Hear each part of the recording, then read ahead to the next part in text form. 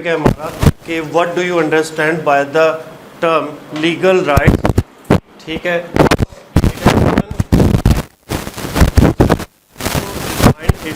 या क्लासिफिकेशन जिसे हम लोग कहते हैं कि जो है वो इसको कैसे लीगल राइट दिए जाते हैं और इसके बाद काइंड कौन कौन सी। तो को एक फॉर्मेट की सूरत में लिखूं कि जैसे आपको एक पूरा क्वेश्चन अटैम्प्ट करना होता है पेपर में, वैसे इंट्रोडक्शन में क्या है कि ऐसे राइट्स जो कि बुनियादी राइट्स हैं और जो कानून देता है, जिन्हें हम फंडामेंटल राइट्स कहते हैं कि जो हर एक इंसान का बुनियादी हकूक़ है। लेकिन कुछ ऐसे भी राइट जो कि किसी एक स्पेसिफिक टेरिटरी के जो हैं टेरिटरी वाले लॉज जो हैं या कंट्री की अथॉरिटीज़ हैं वो आप पे एप्लीकेबल करती हैं, आपको देती हैं, रिकॉग्नाइज करती हैं। वो लॉज कौन से होंगे? Legal right. ऐसे हकूक़ जिन्हें law of the land recognise करे, law of the land recognise करे, उन्हें क्या कहेंगे जी? Legal rights. ये इंट्रोडक्शन था कि ऐसे हकूक़ जिनको लॉ ऑफ द लैंड जो है एप्लीकेबल करे, उनको रिकॉग्नाइज करे, उनकी इम्प्लीमेंटेशन करवाए, उन्हें कहेंगे जी लीगल राइट्स। यहाँ तक कॉन्सेप्ट क्लियर है कि लीगल राइट्स क्या होगी? इंट्रोडक्शन था शॉर्ट सा। उसके बाद है according to the Black's law dictionary. Black's law dictionary में लीगल राइट की जो डेफिनेशन बयान की गई है वो थोड़ी सी लिखने की कोशिश की है। Right created and recognised by law, ऐसे राइट्स, ऐसे हकूक़ जो बनाए जाते हैं या बनाए जा चुके होते हैं, किसके ज़रिए? और रिकॉग्नाइज, पहचाने जाते हैं बाय लॉ। लॉ जिनको बनाता है और मुतारिफ़ करवाता है, वो ऐसे लॉज को क्या कहते हैं?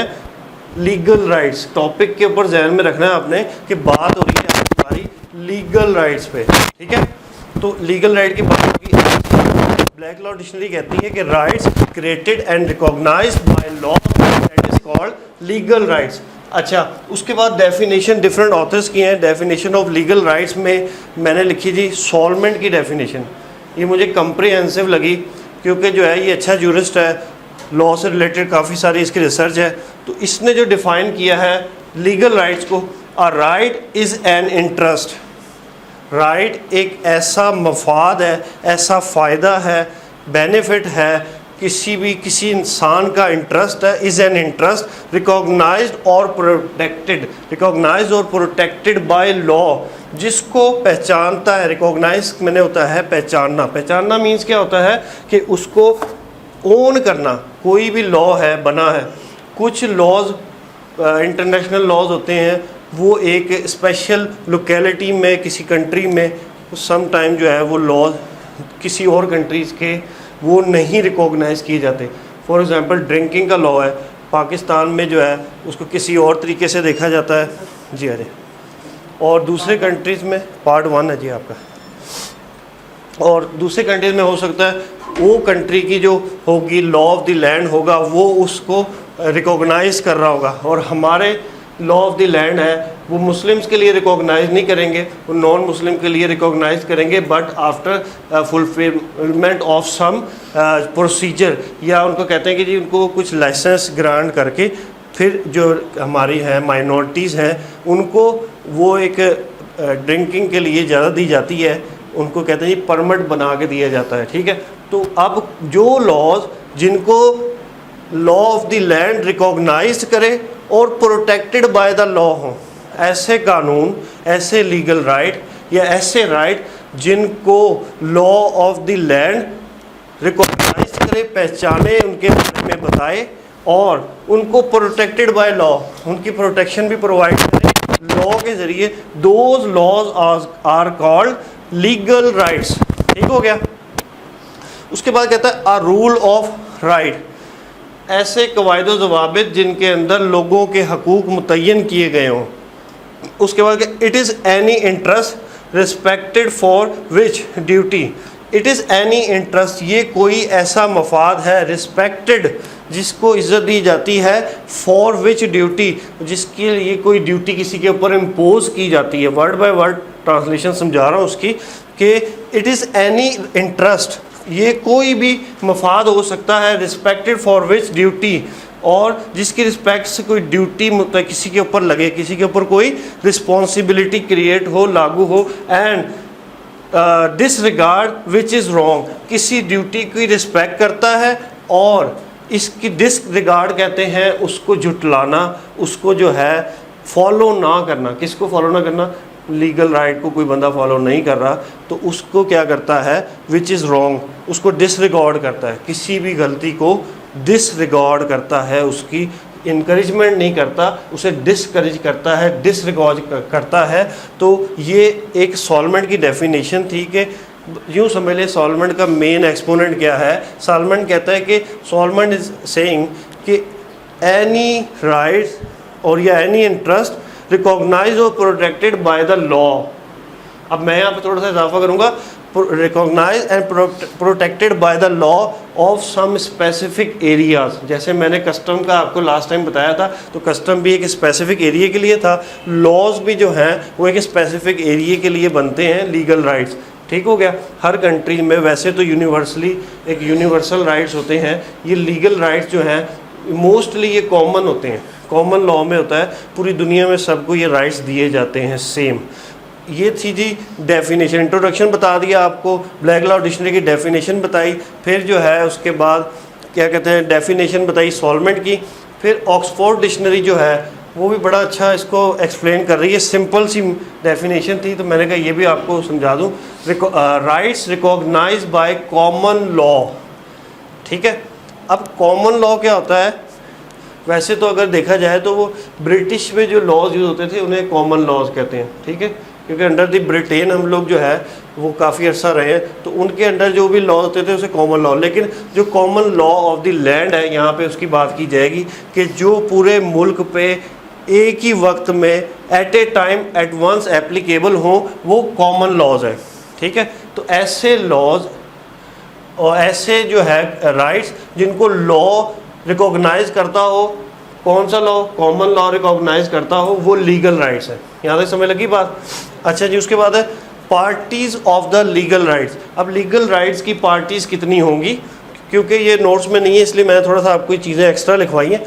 अब लीगल राइट्स के अंदर लीगल राइट्स को इंश्योर करवाने के लिए क्या जी लिखा होता ना कि रिकॉग्नाइज्ड एंड प्रोटेक्टेड, तो रिकॉग्नाइज भी करना है, उसकी प्रोटेक्शन भी करनी है, तो उसको उसके लिए कौन कौन सी पार्टीज इन्वॉल्व होंगी? नंबर 1 पे होगा स्टेट और सॉवरन विच कन्फर लीगल राइट। स्टेट होगी एक रियासत, स्टेट का जो बताया था मैंने आपको बड़ा कि which has a specific territory, जिसकी एक स्पेसिफिक टेरिटरी हो वो क्या होगी? स्टेट होगी। तो स्टेट क्या होगी? स्टेट पहली बात आ गई स्टेट की, रियासत का पता लग गया जी। दूसरे नंबर पे सॉवरन, सॉवरन कहते हैं जी खुद मुख्तार। ठीक है, खुद मुख्तार कोई भी रियासत हो सकती है, या इसको कह लें आप जिसके अंदर मुनारकी कह लें या कोई बादशाही निज़ाम कह लें, उससे भी ये रेफ़र करता है। तो इसका मतलब क्या कोई रियासत या खुद मुख्तार कोई भी टेरिटरी। जैसे हमारे पाकिस्तान के अंदर फाटा का इलाका है, पाकिस्तानी लॉज अप्लाई नहीं हो रहे उसके ऊपर, फेडरली एडमिनिस्ट्रेटिव ट्राइबल एरिया उनका अपना एक सिस्टम चल रहा है। ठीक है, तो या फिर हमारी जो है आज़ाद जम्मू एंड कश्मीर है, तो उनका एक अपना वज़ीर आज़म है, उनकी पार्लियामेंट अलहदा है। तो पाकिस्तान की तो वो स्टेट के अंदर है, लेकिन वो सॉवरन स्टेट भी इटसेल्फ है। समझ लगी? आज़ाद रियासत भी अलहदा से है और पाकिस्तान के अंडर भी है। ठीक है, उनका अपना वज़ीर आज़म है, उनके अपने इलेक्शन होते हैं। तो इसलिए पता लगा कि पहली पार्टी कौन सी होगी? स्टेट या भी कोई सॉवरन टेरिटरी की गवर्नमेंट। ठीक हो गया। विच कन्फर द लीगल राइट, जो लीगल राइट को अप्लाई करवाती है। लीगल राइट्स की बात होगी कि लीगल राइट्स के अंदर मैंने बताया आपको जी rights created and recognised by law. Number next पे उसकी डेफिनेशन सॉल्वेंट की लगवाई। फिर मैंने आपको ऑक्सफोर्ड डिक्शनरी का बताया। अब मैं बता रहा था जी पार्टीज़, लीगल राइट्स को के अंदर एप्लीकेबिलिटी के अंदर कौन कौन सी पार्टीज़ जो हैं वो इन्वॉल्व होती हैं। नंबर 1 पे स्टेट या एक सॉवरन। स्टेट किसे कहते हैं? एक खुद मुख्तार रियासत। सॉवरन जो है एक इंडिपेंडेंट रियासत कह लें आप। ठीक है, वो भी एक अलग ही इदारा, समझ लें कि एक टेरिटरी होती है। तो वो एक पार्टी है जो राइट्स को एप्लीकेबल करवाती है, लीगल राइट्स को इंश्योर करवाती है। नंबर नेक्स्ट पे है the person on whom right is confirm, the person on home the right is confirm, कि जिसके जो बंदा है जिसके वजह से कन्फर्ड जो है, जिसको राइट कन्फर्ड करते हैं, जैसे जिसके राइट इन्फ्रिंज हुए हैं वो भी पार्टी है, जिसे आप कहते हैं जी विक्टिम कह लें, ठीक है, या अफेक्टेड पर्सन कह लें, ठीक है, विक्टिम कह लें, अफेक्टेड पर्सन कह लें, या जिसके अगेंस्ट कोई रॉन्गफुल एक्ट हुआ है, जिसके राइट इन्फ्रिंज हुए हैं, जिसके हकूक़ की हक तलफी हुई है, उसे कहेंगे जी person on whom right is conferred होगा। उसके बाद आता है कि थर्ड नंबर पे थर्ड पार्टी है the person on whom duty is imposed. और थर्ड पर्सन कौन सा है? जैसे हमारे सिविल केसेस में आप कह लें कि प्लेंटिफ और डिफेंडेंट होता है, ठीक है, मुद्दई और मुद्दा ले। पहली होगी जी स्टेट, दूसरा हो गया मुद्दई जिसके इन्फ्रिंजमेंट ऑफ राइट्स हुई हैं, थर्ड नंबर पे हो गया जी जिसके ऊपर कोई प्लेंटी डाली गई है, ठीक है, जिसके ऊपर कोई जुर्माना प्लेंटी डाली गई है, फाइन इम्पोज किया गया है, वो थर्ड पार्टी है। तीन पार्टीज़ का पता लगे जी कौन कौन सी पार्टीज़ होती हैं, स्टेट और जिस मुद्दई और मुद्दा ले, आप सिंपल समझ लें, ठीक हो गया।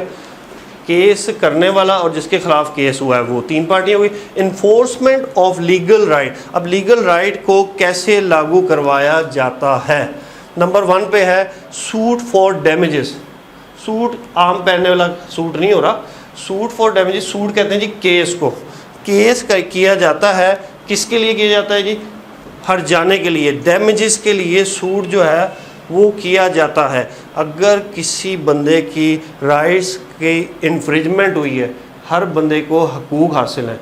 मैं बार बार कहता हूँ यहाँ काफ़ी जगह पे कि भाई जब तक इंसान को अपने राइट्स का नहीं पता लगेगा, ठीक है, तो वो दूसरों को कैसे राइट्स लेके देगा, ठीक है। हमारे जो है बाहर की कंट्रीज़, उनमें क्या होता है कि जी एक ले पर्सन को भी अपने हकूक़ का पता है, ठीक है, कोई भी इन्फ्रिंजमेंट ऑफ राइट होता है तो वो ले पर्सन भी अपने हकूक़ के लिए केस कर सकता है और डैमेजेस क्लेम करता है। रॉन्ग डूअर के ख़िलाफ़ जो भी उसकी इन्फ्रिंजमेंट ऑफ राइट्स करता है उसके ख़िलाफ़ वो डैमेजेस क्लेम करता है, कोर्ट में जाके केस करके डैमेजेस के लिए केस करता है, यानी कि उसको हर्जाना, डैमेजेस की यहाँ पे क्या मीनिंग हो गए? हर्जाना। हर्जाना कोई प्लेंटी, कोई फ़ाइन, कोई मॉनेटरी, कोई भी जो है वो डैमेजेस, इसकी काफ़ी सारी इसकी काइंड्स हैं डैमेजेस की, तो उसमें मैंने बता दी कि मॉनेटरी हो, फाइनेंशियली हो, पेक्यूनरी हो, कोई भी छोटी से छोटी हो, एग्जाम्पलरी हो, कोई भी डैमेजेस वो क्लेम करता है क्योंकि उसकी हक तलफी हुई है, किसी ने उसकी हक तलफी की है, तो इसके लिए वो क्या करेंगे जी? Suit for damages. ये राइट्स जो है वो इन्फोर्स करवाए जाते हैं, अमल दरामद करवाना, इन्फोर्समेंट लागू करवाना या अमल दरामद करवाने से मुराद आ रही है सूट फॉर डैमेजेस। पहला राइट ऐसे इन्फोर्स करवाया जाता है डैमेजेस का सूट करके, नंबर सूट क्या? केस करके, मुकदमा करके। उसके बाद सूट फॉर रेस्टिट्यूशन है जी, रेस्टिट्यूशन, एस्टिट्यूशन नहीं है, रेस्टिट्यूशन है, ठीक है, सूट फॉर रेस्टिट्यूशन है। उसके बाद है कि रेस्टिट्यूशन में भी यही होता है कि जी हमारे ये हक तलफी हुई है, ये हमें दाद रसी दे दी जाए, ठीक है। जी सूट की मुख्तलिफ जो है ना वो किस्में हैं। उसके बाद आता है सूट फॉर, क्या लिखा हुआ जी? हाँ जी, सूट फॉर स्पेसिफिक परफॉर्मेंस, यानी कि कोई भी स्पेसिफिक काम करवाने के लिए केस किया जाता है कि एक पार्टी ने फॉर एग्ज़ाम्पल किसी दूसरी पार्टी से कोई भी कॉन्ट्रैक्ट किया, मकान का सौदा किया, तो एक पार्टी ने पैसे दे दिए, दूसरी पार्टी ने रजिस्ट्री कराने से इनकार कर दिया, ठीक हो गया, तो वो उसके लिए वो क्या करेगा जी? स्पेसिफिक परफॉर्मेंस, तामील मुख्तस का दावा करेगा, ठीक है, स्पेसिफिक परफॉर्मेंस का, कि मैंने अपने पार्ट की, अपने हिस्से की परफॉर्मेंस अदा कर दी है, अब दूसरी पार्टी ने अपने हिस्से की परफॉर्मेंस अदा करनी है, इसलिए उसको कोर्ट जो है वो मेरे लीगल राइट को इंश्योर करवाए और इंश्योर करवाते हुए कोर्ट उसको बाउंड करे कि वो अपने हिस्से का पार्ट जो है वो अदा करे, तो इसे कहते हैं जी सूट फॉर स्पेसिफिक परफॉर्मेंस, ठीक हो गया। नंबर नेक्स्ट है सूट फॉर इंजंक्शंस, हुक्म इम्तनाही, ठीक है, स्टे ऑर्डर नॉर्मली जो हम कहते होते हैं कि भाई स्टे ले आया जी कोर्ट से। तो सूट फॉर इंजंक्शन, अगर लीगल राइट किसी के इन्फ्रिंज हो रहे हैं, ठीक है, कोई ऐसा बंदा अपना ही घर बना रहा है लेकिन उसके उस घर बनाने की वजह से पड़ोसियों को, सामने वालों को, रोड पे किसी भी चलने वाले का राइट जो है वो इन्फ्रिंज हो रहा है, तो लीगल राइट क्या होंगे कि वो सूट फॉर इंजंक्शन ले लेगा। उस दिन मेरे पास आया क्लाइंट, वो कहता है जी कि मैं घर बराबर वाला घर बना रहा है तो उसने इतना पानी डाला है कि अपनी नींयों में यानी कि पानी इतना लगा रहा है कि मेरे जो है वो नीचे फर्श बैठ गए, इतना उसने पानी खोल दिया, मोटर चलती छोड़ गया, तो मेरा साथ वाला घर था बैठ गया। तो वो कहता है जी मैंने जो है ना स्टे लेना है। स्टे का क्या मतलब हुआ जी? इंजंक्शन, हुक्म इम्तनाही। पहले आर्जी दायर करेंगे, टेम्परेरी इंजंक्शन दायर करेंगे, आर्जी स्टे दायर करेंगे। स्टे आर्जी दायर करने के बाद फिर कोर्ट उसको नोटिस करेगी, उसको कहेगी जी स्टे का मतलब, इंजंक्शन का मतलब क्या है कि रुक जाओ, टू डू और नॉट टू डू समथिंग, कुछ काम करो या ना करो, इसे कहते हैं जी स्टे। कोर्ट ऑर्डर कर दे लीगल राइट्स की इम्प्लीमेंटेशन के तौर पे, जो इन्फोर्समेंट मैं बता रहा हूँ आपको, उसमें वो कहता है कि जी इंजंक्शंस का राइट है। इंजंक्शंस क्या है कि वो कोर्ट से जाके सूट करेगा, इंजंक्शन करेगा कि वो कहेगा जी उसको मना करे, इस काम से रोकें, करने से या ना करने से इसे रोकें, टू डू और नॉट टू डू समथिंग, ये जितना कर लिया उससे रुक जाओ और मज़ीद आगे वो काम ना करो। टू डू और not to do something means क्या? स्टे। फिर जब स्टे इंजंक्शन हो जाएगी, टेम्परेरी होगी, परमानेंट नहीं होगी, फिर अगली पार्टी को नोटिस किए जाएंगे। अगली पार्टी जब आएगी तो वो अपना मौक़िफ़ कोर्ट को बताएगी, फिर पूरा ट्रायल चलेगा, बहस होगी, उसके बाद कोर्ट डिसाइड करेगी कि लीगल राइट्स बंदे के इन्फोर्स करवाने हैं कि नहीं करवाने। इंजंक्शन इसकी जो है वो स्टे ऑर्डर वो कन्फर्म करना है या कैंसिल कर देना है, ठीक है। तो वो हो गया आपके इंजंक्शन। तो इन 3-4 और भी हैं, काफ़ी सारे मैंने शॉर्ट से लिखे हैं यहाँ पे कि इन्फोर्समेंट ऑफ लीगल राइट्स इन 4 वे से हो सकता है। उसके बाद आ जाता है जी क्लासिफिकेशन या kind of legal right. Classification या काइंड ऑफ लीगल राइट। अब इसके अंदर मैंने कुछ 10-11 राइट्स लिखे हैं, 10 to 11 राइट्स लिख दिए मैंने, और भी बुक में होंगे, आप उसमें से भी देख लेना। लेकिन जो मोस्ट इम्पॉर्टेंट और कॉमनली लीगल राइट्स हैं, वैसे तो बहुत सारे हैं, तो मैंने इसको थोड़ा सा लिखा कि परफेक्ट राइट, ठीक है। पहला क्या होगा जी? परफेक्ट राइट, ऐसे राइट जो मुकम्मल राइट हो। इसकी यहाँ पे मैं आपको थोड़ी सी एक्सप्लेनेशन बता देता हूँ जी। आप इसको सिर्फ लिख लो जी कि जो फुली इन्फोर्सेबल बाय लॉ हो, those right which are fully enforceable by law, जो कम्प्लीटली तौर पे, मुकम्मल तौर पे लॉ उनको इन्फोर्स करवाता हो, those rights are called perfect rights. पता लगे यहाँ तक? नंबर 2 पे है जी इम्परफेक्ट राइट्स। इम से क्या मतलब है जी कि वो एक इम्प्योरिटी में, यानी कि ये मुकम्मल थे या नामुकम्मल हकूक़ है। अब नामुकम्मल लीगल राइट्स कौन कौन से हैं उसकी थोड़ी सी एग्जांपल देता हूँ। Right which is recognised by the law but it is not enforceable is called imperfect right, ठीक है। अच्छा जी, अब आपका परफेक्ट राइट तो हो गया कि जो इन्फोर्सेबल बाय लॉ है। इनपरफेक्ट राइट जो तो थे परफेक्ट, लेकिन आपने टाइम गुजरने के बाद उनको क्लेम किया। जैसे अभी एग्जांपल दिया आपको मैंने कि वो बंदा घर बना रहा है, जब सारा उसने घर बना लिया तो बाद में जो है 2, 3, 4, 5 साल बाद जो है टाइम बार्ड हो गया कि किसी भी केस करने की लिमिटेशन एक्ट हमारे पास मौजूद है। लिमिटेशन बताता है कि केस करने की मियाद कितनी है। कुछ केसेस हैं 3 साल के अंदर अंदर कर सकते हैं, कुछ केसेस हैं 6 साल की मियाद है, कुछ केसेस है कि जब आपके नॉलेज में आ जाए, चाहे 40 साल बाद आ जाए, तब कर सकते हैं, ठीक है। लिमिटेशन अप्लाई होता है। तो यहाँ पे क्या हो रहा है कि परफेक्ट राइट है जिनको लॉ इन्फोर्सेबल बाय लॉ होते हैं। इम्परफेक्ट लॉ जो राइट्स होते हैं वो ऐसे राइट होते हैं, पहले वो परफेक्ट थे, ठीक है, लेकिन क्या हुआ कि वो टाइम बार्ड, इसके आगे क्या लिखेंगे आप? टाइम बार्ड होने के बाद क्लेम किए गए, टाइम गुजरने के बाद वो राइट्स क्लेम किए गए। अभी बताया लिमिटेशन एक्ट 3 साल के बाद अगर आप केस कर दोगे, ठीक है, मैं एक दफ़ा बैठा था तो मेरे पास वो बंदा आया जी, उसके पूरे मुंह पे जो है ना निशानात थे ज़ख्मों के, बहुत पुराने ज़ख्म, आंखें भी गायब उसकी। तो उससे पकड़ के आया, उसको एक बंदा लेकर आया चला के। उससे पूछा भाई क्या? कहते जी मैंने ASA के ख़िलाफ़ केस करना है। वो मुझे अरेस्ट करने आया था आज से कोई 18-20 साल पहले। तो मैं गिरफ़्तारी दे रहा था, मैं एक मुकदमे में इश्तिहारी था। तो उसने शॉर्ट गन का फायर मारा जो कि सीधा मेरे मुंह पे लगा। उसके अंदर आपको पता होगा, उसके अंदर बहुत बारीक बारीक शरे होते हैं, शिकार के लिए यूज़ होते हैं। 180 के करीब एक कारतूस के अंदर बारीक बारीक शरे होते हैं, वो सारे उसके फेस पे लगे। तो उसका पूरा फेस दूर से लगे, ज़ख्मी हो गया, मरा नहीं, आंखें भी गई, हर चीज़ गई।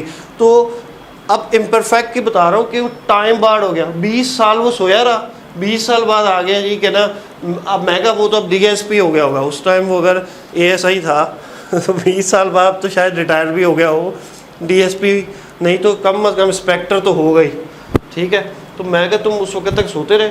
जब कोर्ट के अंदर हम जाएंगे तो कोर्ट पहला ही ये रीज़न करेगा मेंटेनेबल है कि नहीं है।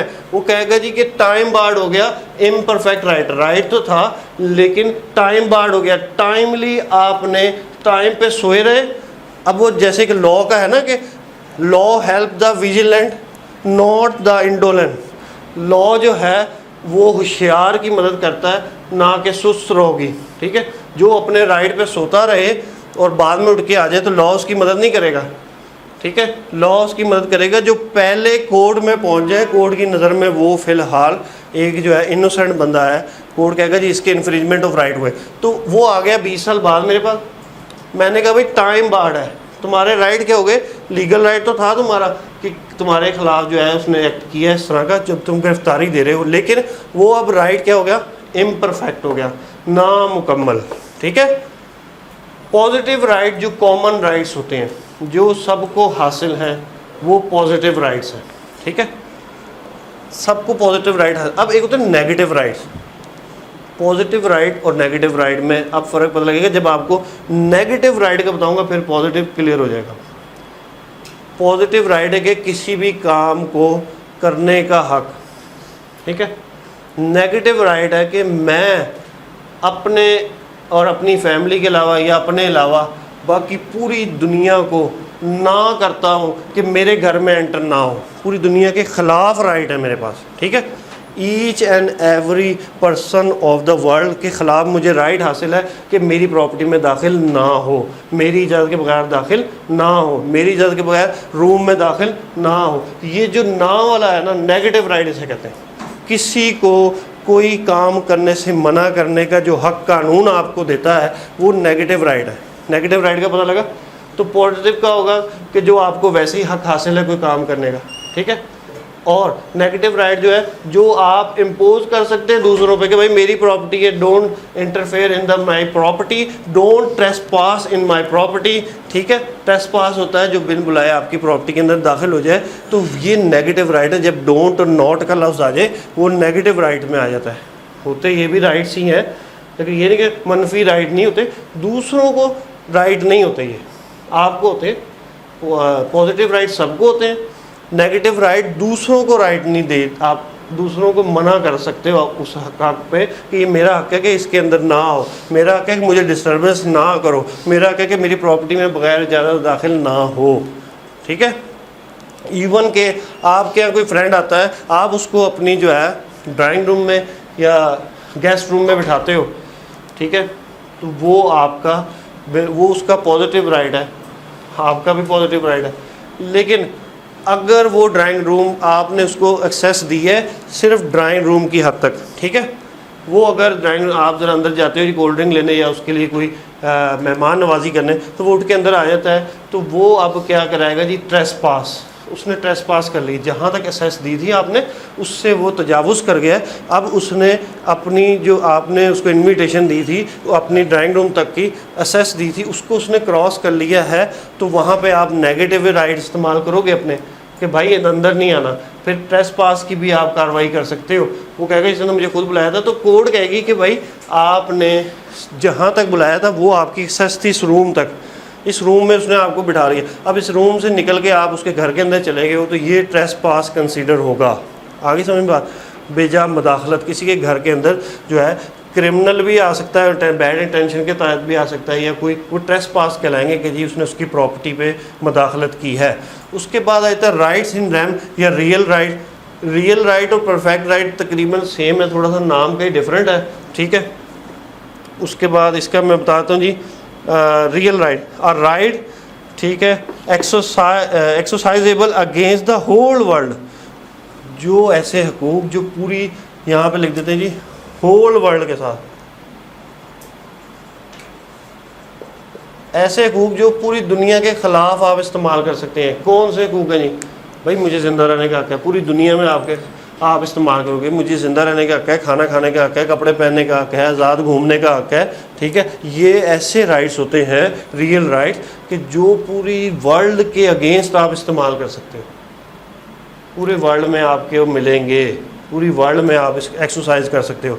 राइट इन रैम या पर्सनल राइट, जो कि वर्ल्ड में तो नहीं लेकिन पर्सनली आप उसको इस्तेमाल कर सकते हो कि आपको पूरे होली एक कम्युनिटी के राइट्स को इन्फ्रिंज नहीं किया गया, सिर्फ एक इंडिविजुअल के राइट को जो है इन्फ्रिंज किया गया है, वो पर्सनल राइट है, ठीक है। इंडिविजुअल पर्सन, एक इंसान के बंदे को, वो पर्सनल राइट है। Equitable rights, everyone is equal in the I of law. Equitable right क्या होते हैं कि जो इंसाफ के असूलों के मुताबिक नेचुरल राइट जो आपको नेचर देती है कि सब बराबर हैं इक्विटी के तहत, लॉ इक्विटी के तहत, जो इक्विटेबल राइट उन्हें कहते हैं। वेस्टेड राइट, ऐसे राइट जो आपके होते तो नहीं लेकिन आपको तखवीज़ कर दिए जाते हैं, अता कर दिए जाते हैं। वेस्टेड राइट क्या होता है? अता कर दिए जाते हैं। जैसे कि फॉर एग्ज़ाम्पल आपके नाम प्रॉपर्टी है ही नहीं थी, ठीक है, तो ऑपरेशन ऑफ लॉ या कोई आपके नाम प्रॉपर्टी लगवाता है, बाप लगवा देता है, या खुदा न खासा उनकी डेथ हो गई है तो उनकी प्रॉपर्टी थ्रू जो है वो विरासत जो जिसे कहते हैं ना सक्सेशन के तहत वो ट्रांसफ़र हो जाती है आपके नाम पे, तो उसे कहते हैं जी वेस्टेड राइट क्रिएट हो गए, ठीक है। छोटी सी एग्जांपल दे रहा हूँ कि वेस्टेड राइट का पता लग गया कि जो राइट पहले नहीं थे लेकिन किसी लीगल वे से आपको वो हक मिल गया, those are called vested right. Contingent right, मशरूत हुए हुए, जिसके अंदर कोई शर्त शराइत हो। कॉन्टीजेंट राइट जिसमें कोई शर्त हो, मिसाल एक बंदा अपने विल लिखवा के जाता है कि जी जब ये बच्चा 25 साल का हो जाएगा और मास्टर्स कर लेगा तो मैं ये मेरी प्रॉपर्टी इसको दे दी जाए, तो वो कॉन्टीजेंट है, उसमें शर्त आ गई कि हो जाएगा तो तब ये राइट मिलेंगे। हैपनिंग और नॉन हैपनिंग क्या हुआ जी? कॉन्टीजेंट क्या है कि happening and non happening of an event, किसी इवेंट के होने या ना होने से जो हकूक़ आपको मिलेंगे वो क्या होंगे? कॉन्टीजेंट राइट्स, ठीक है। उसके बाद आए थे जी प्राइवेट राइट। प्राइवेट राइट जो होता है एक इंडिविजुअल के राइट्स होते हैं, एक फ़र्द के राइट को प्राइवेट राइट कहेंगे जो एक कम्युनिटी में रहते हुए अपने हकूक़ पर एप्लीकेबिलिटी करवाता है, अपने हकूक़ को एंजॉय करता है, वो उसके प्राइवेट राइट है। पब्लिक राइट जो एज ए होल एक कम्युनिटी को मिलते हैं, जैसे कि एक घर में रहने का हक जो है वो आपका प्राइवेट राइट है। अगर आपका घर है या आपने रेंट पे लिया है या टेनेंसी एग्रीमेंट आपके पास है तो वो आपका क्या है? प्राइवेट राइट है, उसको यूज़ करना।